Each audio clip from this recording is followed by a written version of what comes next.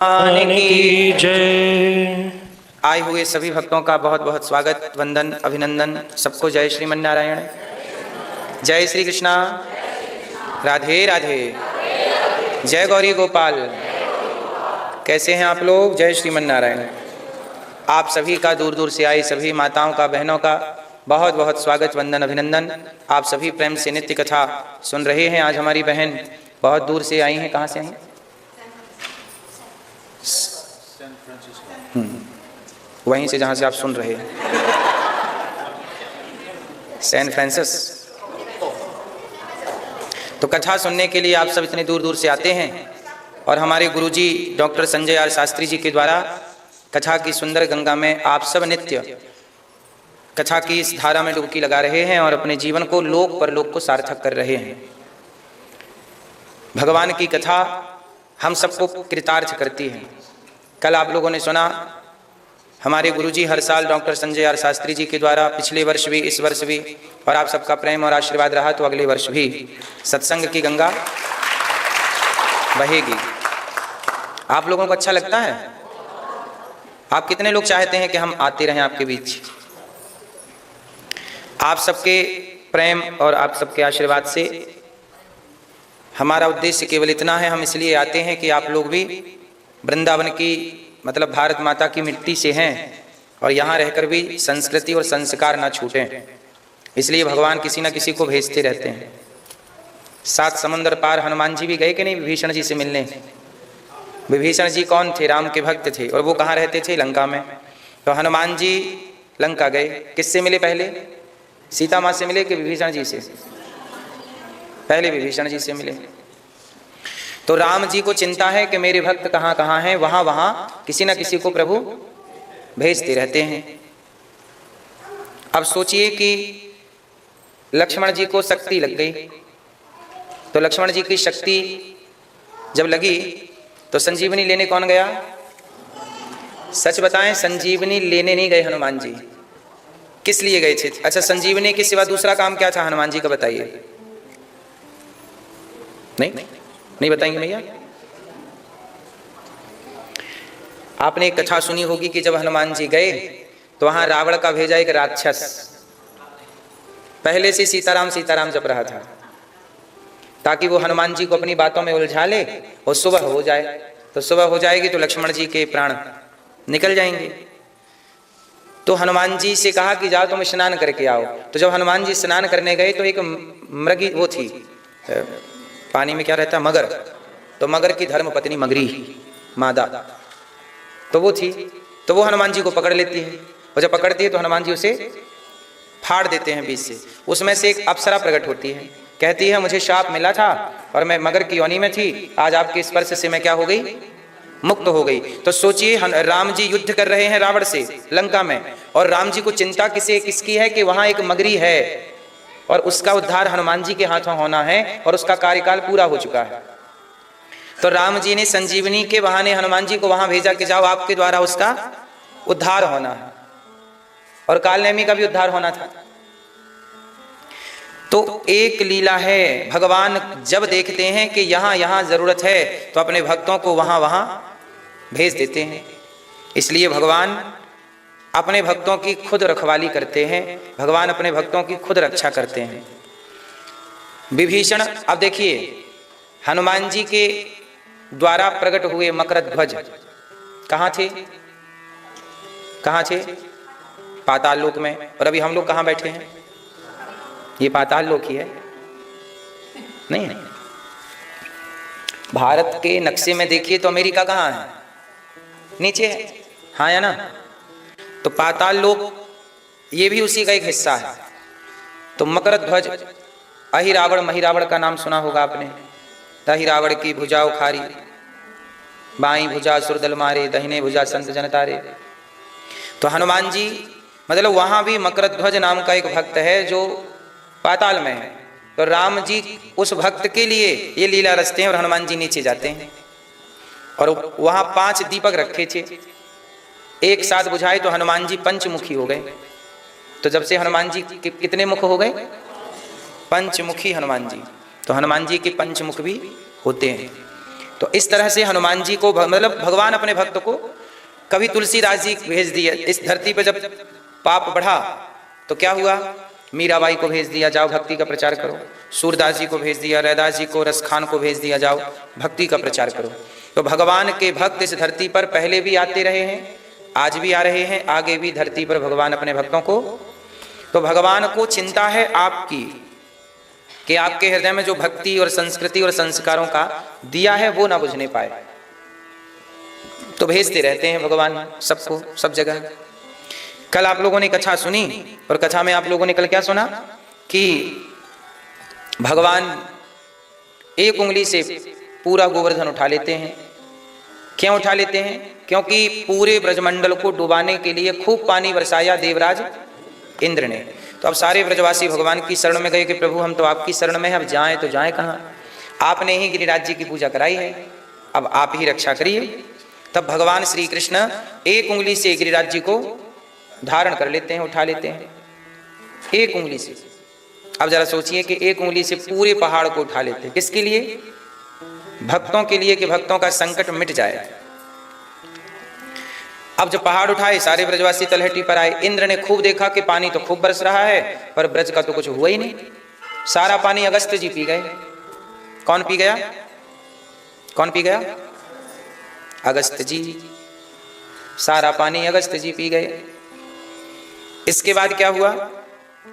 भगवान ने उस गिरिराज जी को जहां की तहां स्थापित किया और इंद्र ने क्षमा मांगी कि प्रभु बड़ी गलती हो गई। अच्छा एक बात बताओ, इंद्र देवताओं के राजा हैं और वो राजा होकर के कृष्ण को नहीं पहचान पाए। पहचान गए होते तो मूसलाधार पानी क्यों बरसाते, डुबाने का मन क्यों बनाते ब्रजमंडल को? इसका मतलब कि वो कृष्ण को नहीं जान पाए। तो जब देवता भगवान को नहीं जान पाते तो आप और हम दावा कर सकते हैं कि हम ईश्वर को जान गए? बोलो। सनातन को जान पाना बड़ा कठिन है, भगवान को जान पाना। आज हमसे एक भैया प्रश्न कर रहे थे कि बताइए हिंदू धर्म में कन्फ्यूजन क्यों है? माँ कुछ कहती है, बाप कुछ कहता है, ये गुरुजी कुछ कहते हैं, वो गुरुजी कुछ कहते हैं, जबकि मुसलमानों में तो कन्फ्यूजन नहीं है, ईसाइयों में तो कन्फ्यूजन नहीं है, हिंदुओं में बड़ी कन्फ्यूजन है कि नहीं? ये बात सही है कि गलत है? इसका उत्तर दे दें हम। इसका उत्तर ये है कि सनातन समुद्र की तरह है और बाकी मजहब पंथ तालाब की तरह है। तालाब कितना गहरा है इसका पता लगाना कठिन नहीं होगा, कोई भी डुबकी मारे तालाब की गहराई पता चल जाएगी, क्योंकि तालाब छोटा सा होता है। लेकिन समुद्र की गहराई कितनी है? आपकी माँ ने यहाँ डुबकी लगाई तो उससे पता लगा इतना गहरा है, आपके पिताजी ने थोड़ा आगे डुबकी लगाई समुद्र में, उससे लगा नहीं ये तो और गहरा है, तीसरे ने और गहरे में जाके डुबकी लगाई, बोला समुद्र तो और गहरा है। समुद्र की गहराई कितनी है किसी को नहीं पता, पर तालाब की गहराई कितनी है सबको पता है। तो बाकी सब तालाब की तरह हैं, तो वहां एक ही पुस्तक है सबके पास भाई, बाइबल एक है, कुरान एक है, तो एक पुस्तक पढ़िए समझ जाइए। पर सनातन में तो वेद 4 हैं, 18 पुराण है, 108 उपनिषद हैं। गहराई सनातन की इतनी है कि सनातन की गहराई जिसने जितना गहराई में गोता लगाया उसने उतना कह दिया।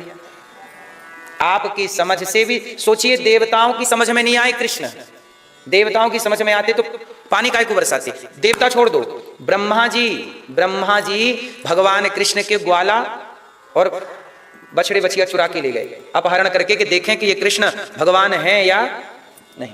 तो ब्रह्मा जी के लिए भगवान खुद ग्वाला वाला बन के बछड़ा बछिया बन के लीला 1 साल तक चालू रखे। 1 साल बाद ब्रह्मा जी ने कान पकड़ा और कहा कि प्रभु नवमीड्यते ब्रह्म से तड़िदंबर आया, क्षमा कर दीजिए बड़ी गलती हो गई। तो जिस परमात्मा की गहराई को, जिस परमात्मा को ब्रह्मा नहीं समझ पाए, देवता नहीं समझ पाए, बड़े बड़े ऋषि मुनि नहीं समझ पाए, भगवान शिव की पत्नी माता सती नहीं समझ पाई, उन्हें हम और आप समझ लेंगे? इसलिए सनातन गहरा है, जिसने जितना पाया उसने उतना कह दिया। तो बाकी मजहब पंथ तुम्हें सरल लगते हैं कि तो बहुत सरल है, इसमें एक ही बात है, एक ईश्वर की बात कह रहे हैं। हमारे सनातन में तो देखो, हमारे यहाँ भी एक ही ईश्वर है, देवता बहुत सारे हैं 33 कोटि, पर इतनी बात समझने के लिए बहुत, तो बात समझ में आई कि अन्य जगह बाकी सब तालाब हैं और तालाब की गहराई कोई भी पता कर सकता है, एक डुबकी में हो जाएगा, नहीं हो जाएगा? समुद्र की गहराई एक डुबकी में हो जाएगी? कर लीजिए। अब ये प्रशांत महासागर है। अब प्रशांत महासागर में आप यहाँ लेख में डुबकी लगाइए तो यहाँ की गहराई अलग है, और पूरे सागर के मध्य में डुबकी लगाइए तो वहां की गहराई अलग है। बोलो हाँ। फिर और है सागर, ऐसे ही समुद्र है सनातन। मैंने जितना अध्ययन किया मुझे उतना समझ में आ गया।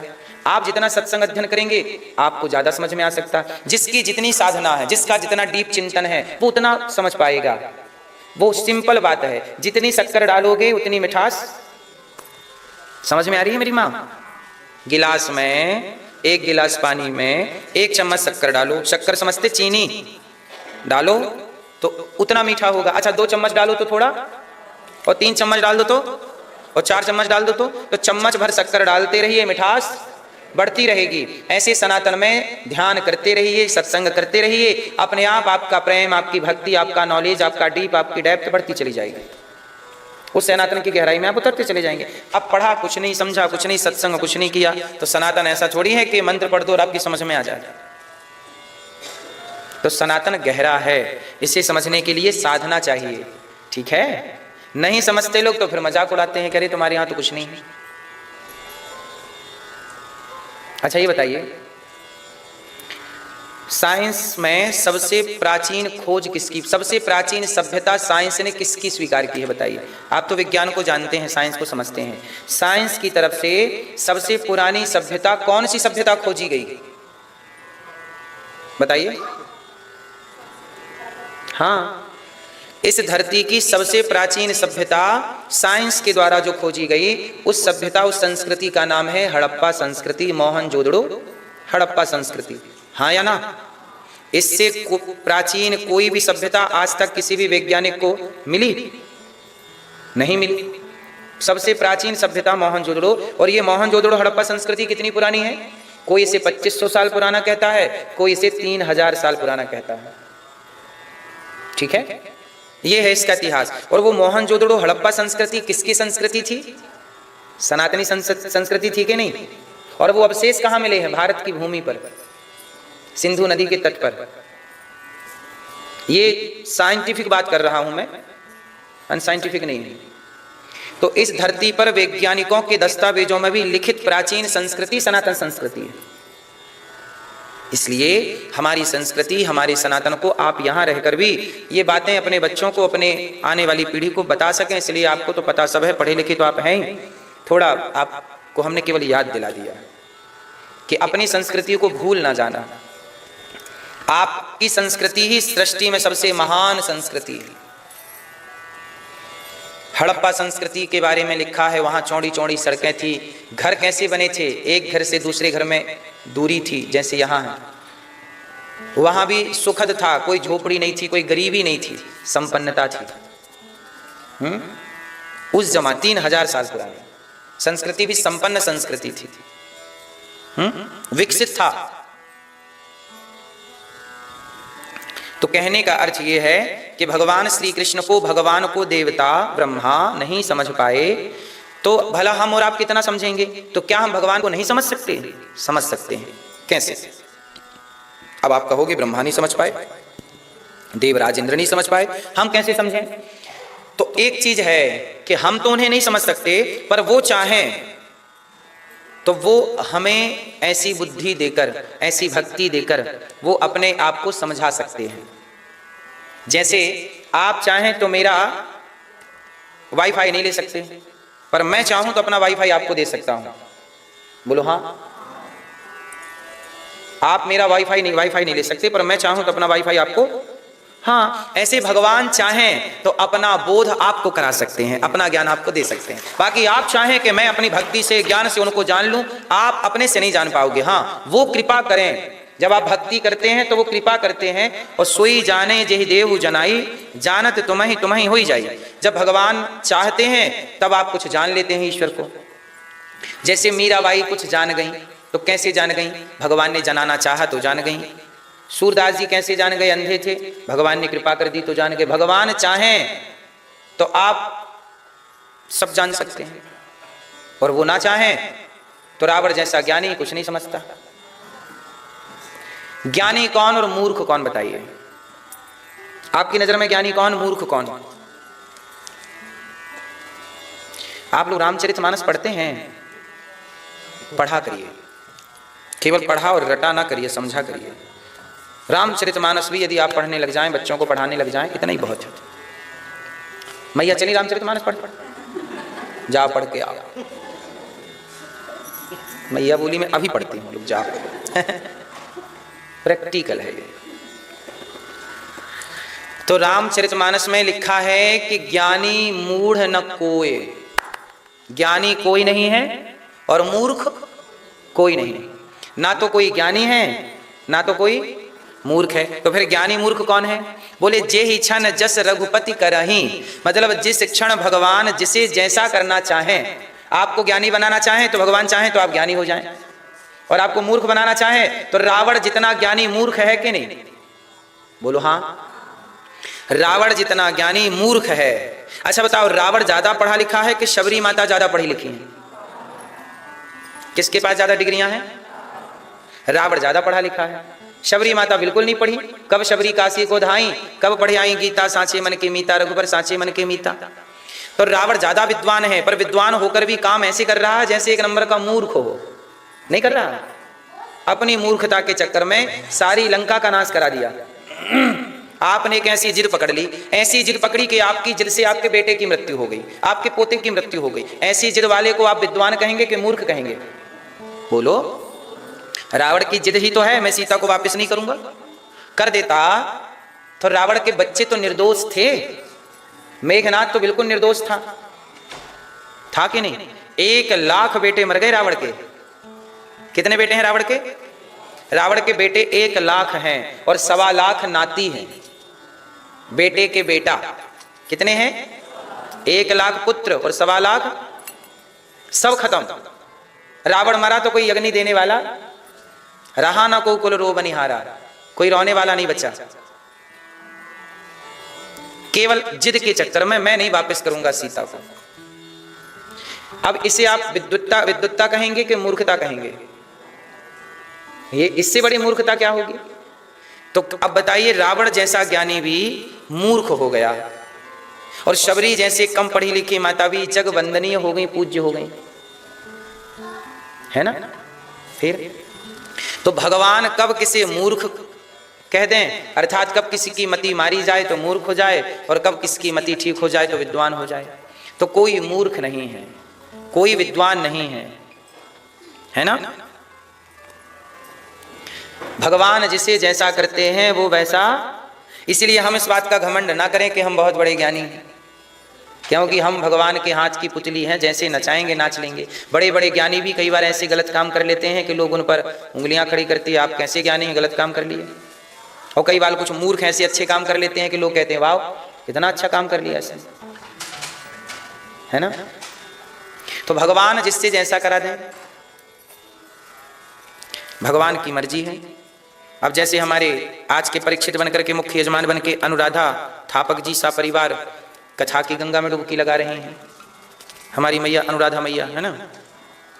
तो कथा सुनने का ये मन कैसे हुआ? भगवान ने प्रेरणा कर दी तो हो गया। अब जैसे आप लोगों का मन इस समय, आप लोग शाम के टाइम हम सब कथा सुन रहे हैं और कुछ लोग शाम के टाइम छुट्टी हुई, चलो घूम फिर आए, तो कहीं कहीं कोई क्लबों में नाच रहा है, कोई शराब पी रहा है, कोई कुछ कर रहा है। तो भगवान जिसकी जैसी मति करते हैं वो वैसा काम करने लग जाता है। इसलिए भगवान से प्रार्थना रोज करना चाहिए कि प्रभु हमारी मति ऐसी रहे कि आप में लगी रहे। इति मति रूप कल्पिता वितृष्णा, हे प्रभु हमारी बुद्धि में किसका वास हो? भगवान का। मेरी मति कहाँ लगी रहे? यहाँ लगी रहेगी, यहाँ बिजी रहेगी तो फिर अन्यत्र नहीं जाएगी, और यहाँ से फ्री हुई तो भागेगी। तो भगवान ने गिरिराज जी को स्थापित किया और सारे ब्रजवासियों को उस संकट से बचाया। गोवर्धन उठाया है भगवान ने। किसका वर्धन किया है? गो मतलब गाय। किसका वर्धन किया? गाय का वर्धन किया है। तो आपसे कल हमने कहा ही था कि आप भी गौ माता का वर्धन करना सीखिए। इसके बाद भगवान ने एक लीला रची। क्या लीला रची? आज भगवान के पिता नंद बाबा को वरुण देवता उठा करके ले गए। तब भगवान वरुण लोक जा करके वरुण देवता के पास से अपने पूज्य पिताजी को वापस लाते हैं और सारे ब्रजवासियों को बैकुंठ की महिमा बताते हैं, वृंदावन की महिमा। वृंदावन क्या है? वृंदावन बैकुंठ से भी श्रेष्ठ है। धरती में वृंदावन को वैकुंठ कहा गया है। इसलिए तो संत जन गाते हैं, वृंदावन की महिमा प्यारे कोई ना जाने, प्रेम नगरिया मनमोहन की प्रेमी पहचाने। वृंदावन की महिमा प्यारे कोई ना जाने, प्रेम नगरिया मनमोहन की प्रेमी पहचाने।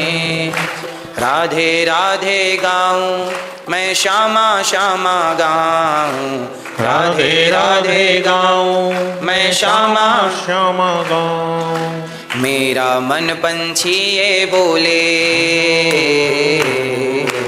मेरा मन पंछी ये बोले, उड़ वृंदावन जाऊं, ब्रज की लता पता मैं राधे राधे गाऊं, राधे राधे गाऊं मैं श्यामा श्यामा गाऊं। क्या है वृंदावन? निधिवन जी में जहाँ कन्हैया रास रचाते हैं, प्रेम भरी अपनी बांसुरिया आप बजाते हैं। निधिवन जी में जहाँ कन्हैया रास रचाते हैं, प्रेम भरी अपनी बांसुरिया आप बजाते हैं। छीन लिया सब तूने मेरा, छीन लिया सब तूने मेरा, यार कहाँ अब जाऊं, ब्रज की लता पता मैं राधे राधे गाऊं, राधे राधे गाऊं मैं श्यामा श्यामा गाऊं, राधे राधे गाऊं मैं श्यामा श्यामा गाऊं। तो वृंदावन की महिमा प्यारे कोई ना जाने, प्रेम नगरिया मनमोहन की प्रेमी पहचाने। छीन लिया सब तूने मेरा, यार कहाँ अब जाऊं, ब्रज की लता पता मैं राधे राधे गाऊं। तो भगवान ने वृंदावन को बैकुंठ से भी श्रेष्ठ कहा। अरे वृंदावन के ब्रजमंडल की रज को माटी खाने भगवान बैकुंठ से नीचे आते हैं। इसलिए धन्यम वृंदावनम तेना भक्तिर नृत्यति यत्र च, धन्य है ये वृंदावन जहाँ भक्ति महारानी ताता थैया करके नाचती हैं। ऐसी भक्ति महारानी के पावन भूमि में इसलिए कभी वृंदावन जरूर आइए और भगवान का दर्शन कीजिए। आज भगवान ने सारे ब्रजवासियों को बैकुंठ का दर्शन कराया, पर सब कहते हैं कि हमें वृंदावन अच्छा लगता है। बैकुंठ में भगवान सुलभ नहीं है, पर वृंदावन में भगवान सुलभ है। बैकुंठ के भगवान एक मर्यादा में रहते हैं, बैकुंठ के भगवान किस में रहते हैं? पर वृंदावन के भगवान तो ग्वालों के संग खेलते हैं। ग्वाले बोले कि ये भगवान तो बैठे बैठे थकते नहीं हैं, हमारा कन्हैया तो हमारे संग खेलता है, इसलिए हमें बैकुंठ ना चाहिए, हमें तो वृंदावन चाहिए। तो वृंदावन की महिमा बैकुंठ से भी श्रेष्ठ है, इसलिए आप लोग वृंदावन कभी ना कभी जरूर समय निकाल कर आइएगा। आज भगवान ने गोपियों को प्रेम से बांसुरी बजा करके बुलाया। आज भगवान ने गोपियों के संग क्या किया? आज भगवान का मन है चलो रास रचा लेते हैं। भगवान पिता रात्रि शरदोत्फुल्य मल्लिका, वीक्षरन्तुं मनश्चक्रे योग मायामुपाश्रितः। भगवान पिता रात्रि, आज भगवान शरदोत्फुल्य मल्लिका, आज भगवान ने शरद पूर्णिमा के पावन अवसर पर बांसुरी बजाई। किसके लिए बजाई? आज भगवान गोपियों के संग रास रचाएंगे। ये रास क्या रचाएंगे? रास क्या होता है आप बताइए? रास किसे कहते हैं? पीछे वाली मैया आपसे पीछे, हाँ आप बेटा आप बताओ, चश्मा। नृत्य।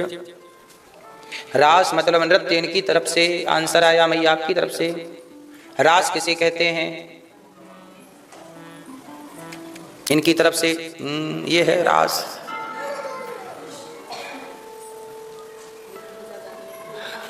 हैं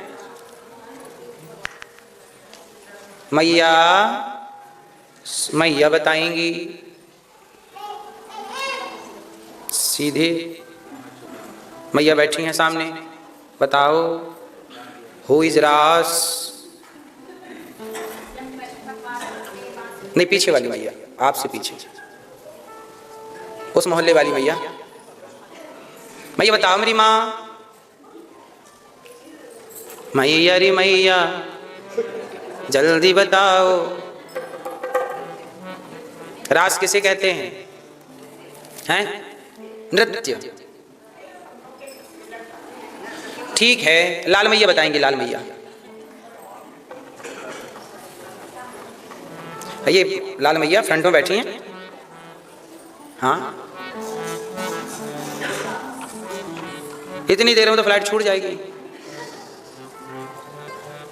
तो सुनो, रास किसे कहते हैं? भगवान श्री कृष्ण ने क्या रचाए? क्या रचाए? आप लोगों को ये लगता है कि नृत्य किया, नृत्य मीन्स रास। रास का अर्थ क्या है? किसके संग रास रचाए? गोपियों, मतलब गोपी किसे कहते हैं? गोपी किसे कहते हैं? कौन कौन है गोपी? हैं? सखियां। तो गोपी का अर्थ क्या हुआ? सखियां। सुनो, आप लोग ये सब जान लेना आप लोगों के लिए बहुत जरूरी है, क्योंकि सनातन में यही कंफ्यूजन है। लोग क्या कहते हैं? कृष्ण तो रास रचाते हैं, रास रचाते हैं, पर लोग समझते नहीं कि रास का अर्थ क्या है। ऐसे ही अध जल गगरी छलकत जाए, आधा ज्ञान खतरनाक होता है।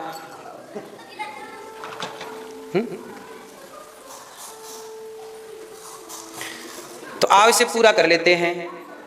गोपी किसे कहते हैं? पहले गोपी समझ लें। जिस दिन आपको गोपी समझ आ गई, उस दिन रास समझ में आ जाएगा।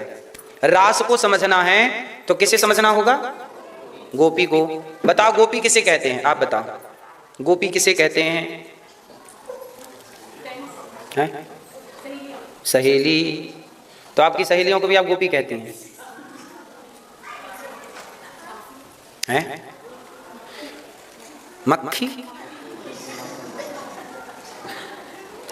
सुनो, गोपी का अर्थ है शंकर जी क्या बनकर आए?